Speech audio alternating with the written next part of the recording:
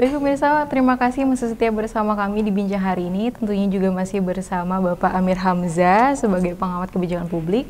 Tadi kita sudah membahas bagaimana persyaratan dari calon sekda ini, kemudian kualifikasi mereka, dan beberapa harta yang sebetulnya tidak dituliskan secara nyata ya Pak ke KPK. Di sini kan berarti KPK itu masih saat ini sistemnya masih hanya menerima laporan yang memang belum ada kelanjutannya bagaimana laporan itu sebetulnya dinyatakan secara real atau tidak realnya. Baik. Terus juga tadi di awal Bapak menotis tentang adanya satu calon sekda yang berasal dari luar Jakarta dan ditakutkannya itu adanya hubungan-hubungan khusus dari para pemimpin saat ini yang masih menjabat. Sebetulnya kan kalau kita sebagai masyarakat sudah melihat ini sebagai suatu hal yang umum. Kalau kita katanya mau kerja sebagai PNS harus ada orang di belakangnya, harus ada backingannya. Apakah itu juga terjadi di pencalonan sekda saat ini?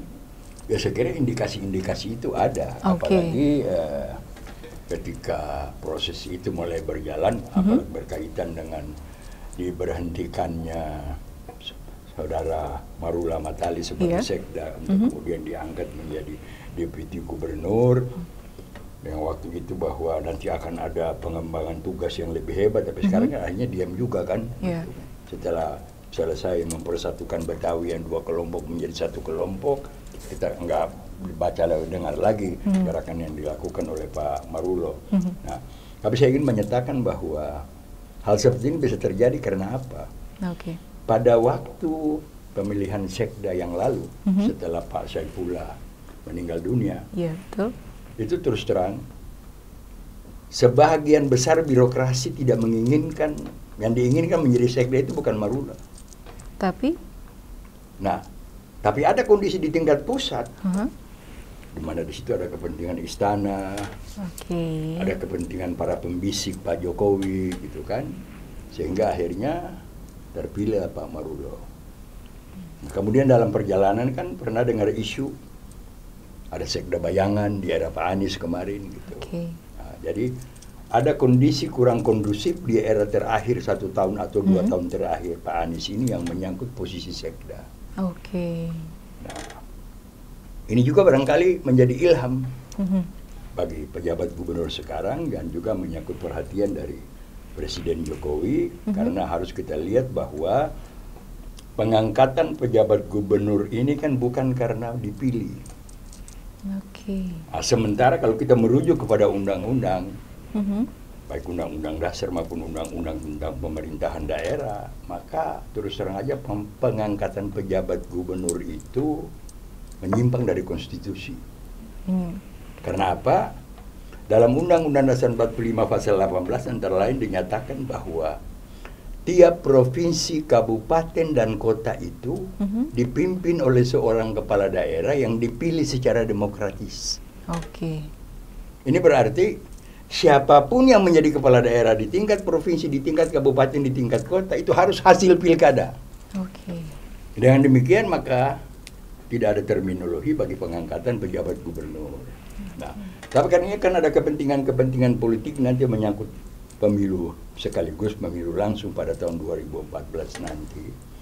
Bisa saja kan ada tugas-tugas khusus yang diberikan oleh Presiden Jokowi kepada pejabat gubernur DKI Jakarta di luar tugas-tugas resmi yang harus dilakukan sebagai pejabat gubernur yang diatur oleh undang-undang. Ya bisa saja. Nah, tugas khusus itu maksudnya seperti apa, Pak? Bisa kita baca nanti, tidak bisa kita uraikan secara pasti, tapi bisa kita baca dan berbagai realitas pembangunan akan berlangsung nanti. Contoh, sekarang orang repot misalnya, mungkin juga akan menjadi kajian dari Sultan TV mengenai ERP. Jalan berbayar kan. Tapi pertanyaan sekarang orang udah ribut, perdanya aja belum disusun. Ya, untuk melaksanakan ERP itu kan harus ada perda. Menyusun naskah akademis dari perda itu aja nggak cukup 3 bulan. Dan dari peraturan itu belum lagi sekarang pro kontra kan. Malah ada anggota DPR PUS dari Dapil Jakarta dari Partai Demokrat yang sudah menyatakan bahwa ERP itu mengingatkan kita kepada zaman company, lewat jalan harus bayar. Nah, itulah yang menjadi persoalan yang harus kita pikirkan, bahwa ada sebenarnya sih memberikan sistem rekomendasi itu bisa saja, tidak menyalahi aturan. Selama orang itu memang memiliki kualifikasi yang sesuai. Anda misalnya melamar di satu tempat di Pemda DKI Jakarta, pimpinan atau tim yang menerima pendaftaran calon itu saya kenal, kemudian saya pun kenal kualifikasi Anda, kan bisa aja kan saya rekomendasi.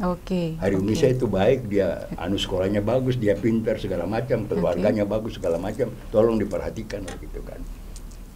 Nah, tapi kalau Anda diterima kan bukan karena rekomendasi saya, karena kualifikasi yang Anda miliki. Nah jadi kita harus lihat dalam konteks itu. Nah, ya inilah yang akan terjadi adalah saya yakin bahwa kalau ditanya tentang birokrasi DKI Jakarta, maka calon dari luar nggak tahu. Karena apa? Di sana susunan organisasi mereka barangkali berbeda dengan di sini.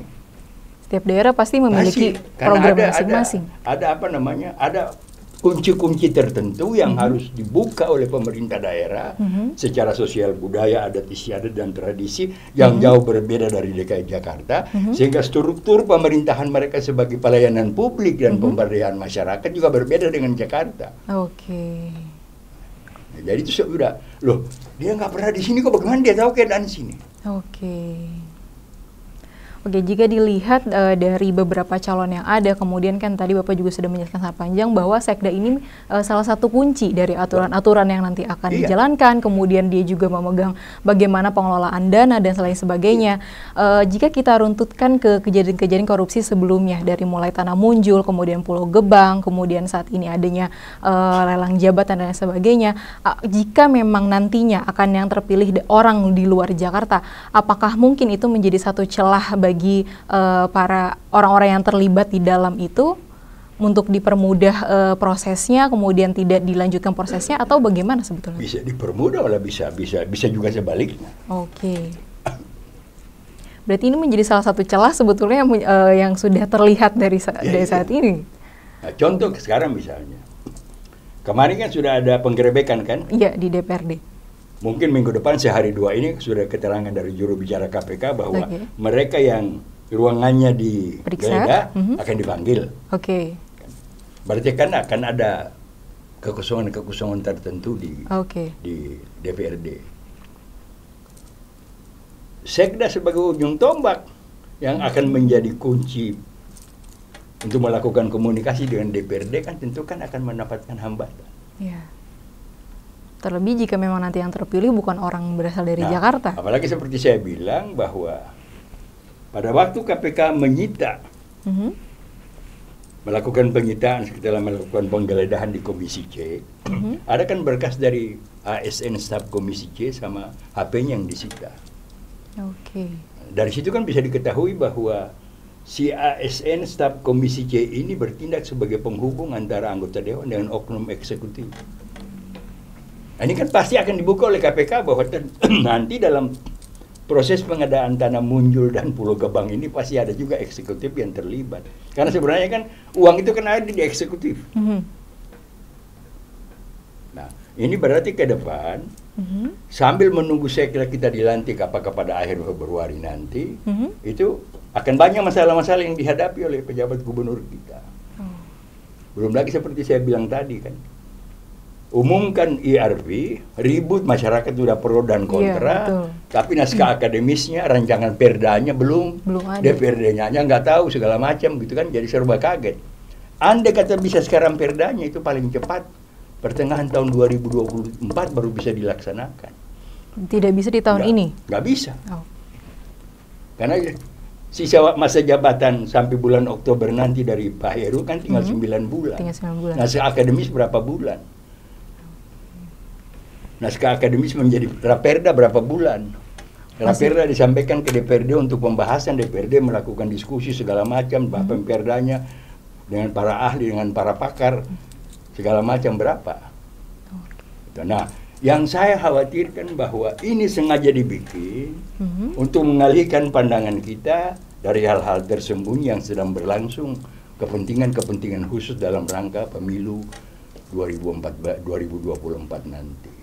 Ya, oleh karena itu saya harapkan juga barangkali lewat Sultan TV ini agar masyarakat memahami bahwa kita tidak perlu terjebak dan kaget-kagetan dengan ERP atau itu atau ini segala macam gitu kan. Berarti ada agenda setting sebetulnya di balik ini semua. Jadi Anda dibikin sibuk di situ, mikirkan itu, diskusi buang waktu tentang itu, tapi ada masalah ini yang lain yang Anda tidak tahu yang nantinya akan lebih memberatkan Anda gitu.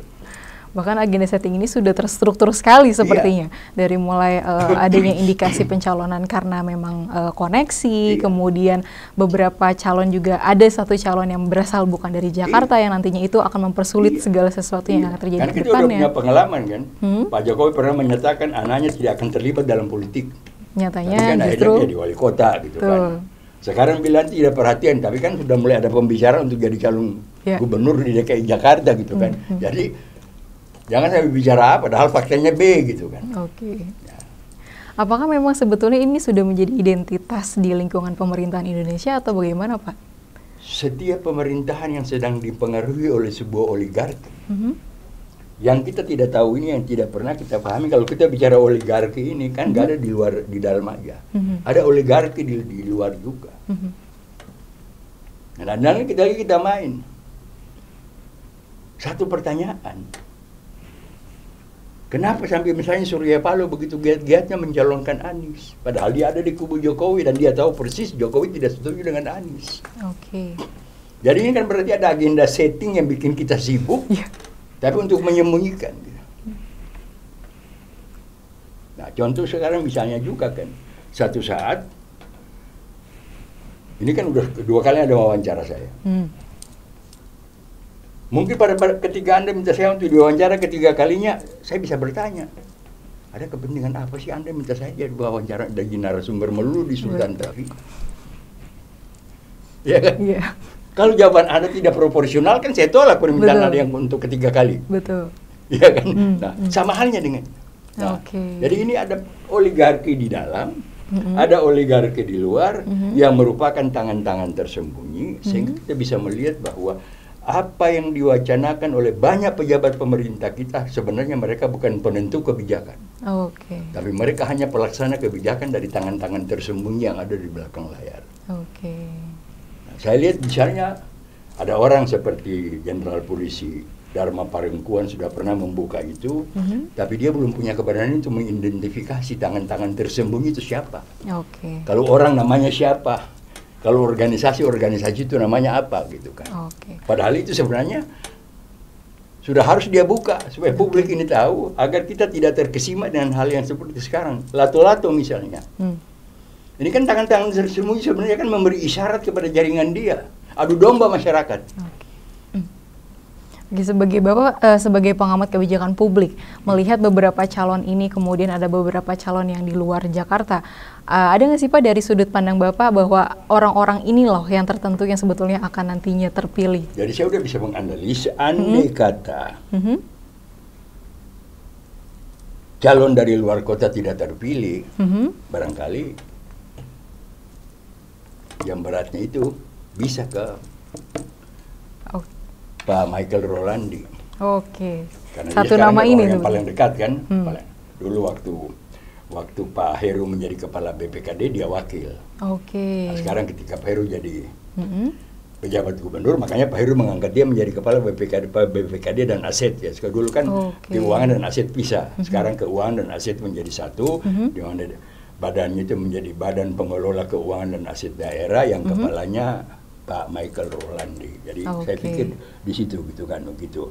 Nah, kemudian bisa juga ada kemungkinan juga bisa lari ke Isnawa Aji karena Isnawa Aji ini binaan Ahok waktu dia menjadi kepala dinas kebersihan. Jadi bisa saja Ahok bisik-bisik ke Pak Jokowi karena kedekatan mereka lalu. Nah, jadi itu makanya saya bilang bahwa ada skema yang apa namanya sulit diterapkan oleh orang kalau kaitan antara satu jaringan dengan satu jaringan itu kita nggak tahu. Begitu banyak jaringan yang sebenarnya sedang terbentuk dan agenda-agenda setting yang sedang dilakukan. Sebagai seorang pengamat kebijakan publik, bagaimana closing statement tentang hal ini? Ya saya pikir jangan sampai penetapan sekda ini menimbulkan masalah baru. tapi dia harus menjadi sekda untuk menyelesaikan banyak masalah, sehingga banyak tugas-tugas yang terabaikan belakangan ini bisa diselesaikan dengan baik. Apalagi menjelang pemilu nanti kan. Jadi kita harapkan bahwa siapapun yang akan terpilih sebagai sekda bukan hasil rekayasa, tapi seorang yang betul-betul kita tunjuk sebagai bagian dari solusi, bukan bagian dari masalah. Baik. Baik pemirsa, tak terasa sudah 30 menit lebih kita menemani Anda. Sebelum kita pamit undur diri, kita ingat kembali untuk pemirsa setia Sultan TV untuk terus terhubung bersama kami di sosial media. Jangan lupa like, komen, follow, dan subscribe seluruh sosial media Sultan TV. Saya Heruni Salaraf beserta kru yang bertugas pada hari ini mohon undur diri. Wassalamualaikum warahmatullahi wabarakatuh.